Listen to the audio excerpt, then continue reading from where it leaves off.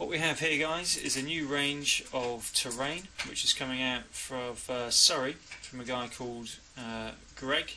Very nice chap, had a pleasure of meeting him the other day, and he's set up under the banner of Vengeance Miniatures. Well, some of you guys may have seen this at shows and seen this at tournaments recently. He's been taking it about and touting it, trying to get some interest up for it. Personally, I think it's very good stuff. It's beautifully scaled and has everything that the gamer could require. As you can see, we can remove levels to allow access of individual units, and the sizing is quite good as well. That's a command stand just gone in there, but you could also obviously put in standard infantry size bases up to platoon strength. That's the smallest of the buildings, which comes as a two-part resin piece, and comes either battle damaged or intact. And again, the intact building has a second story which can take access of infantry bases, and you could even probably set up, I would imagine, some light field artillery in there as well for the base sizing. But there you go, an example of a standard infantry base inside the building.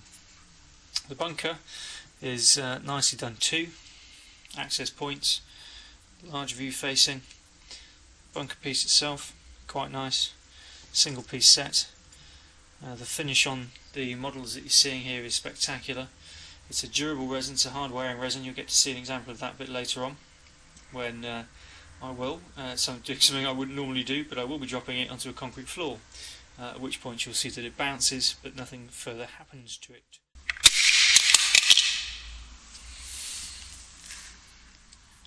That, gentlemen, is exactly how durable this casting is. Not a scratch on a concrete floor.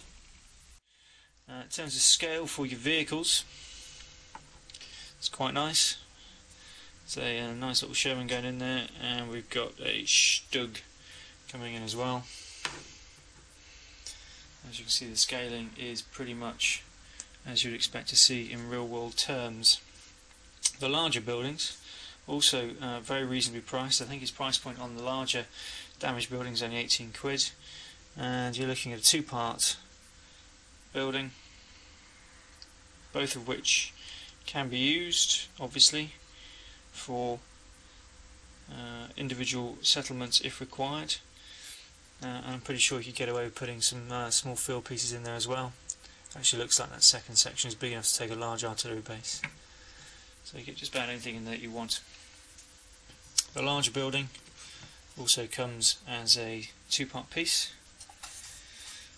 Nice detailing interior there, and the roof itself, pretty good roof section. It's going to paint up quite nicely. And what we've got is second section. You can see the interior detailing in there. It's quite nice stuff. Anyway, he's asking the grand total of £20 for the two-storey solid building undamaged, £18 for the two-storey building damaged, £18 for the smaller two-storey undamaged, and £16 for the smaller two-storey with damage. The battle bunker is only £8, which is a bit of a bargain really. You can find all these buildings on our website. We've listed them under Vengeance Miniatures, and really it's just testing the waters at the minute. So not only are we looking for you guys to pick some of these up, which would be very good for him, good encouragement, but also just to get your feedback on the quality, the design and the price point. How do you think that's going? Anyway, give us a shout back. You can leave comments either on this video, or you can email direct through triplehelixwargames.co.uk. Going to take the opportunity to have a closer look at the larger damaged building, as I know that if you guys are going to invest your hard-earned money in these models, you'll want to know what the detailing is like and what the quality of the finish is like. Well, suffice it to say that this is, I am told, how the model will come out of the mould, which means it's how it will be received by you. Which is lovely to think that you'll receive a resin model that doesn't require 2 hours of attention before you can actually do anything with it and put any paint on it.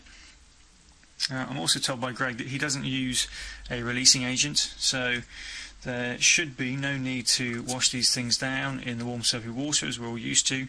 You should actually be able to be painting directly onto them as soon as you take them out of the box. Now, we've got a very nice shot of the interior. Personally, I particularly like the interiors. I think it's detailed them brilliantly. The rubble damage on them is a spectacular thing to see. And what we've got, if I put that in there, is an example of what your base is going to look like when inside. Now, it's not often you find, at this particular price level anyway, buildings that are this well detailed have this much to offer in terms of gaming versatility, because you can obviously take the tops off. You can use that second section as another building in front of or behind, doubling up your terrain pieces.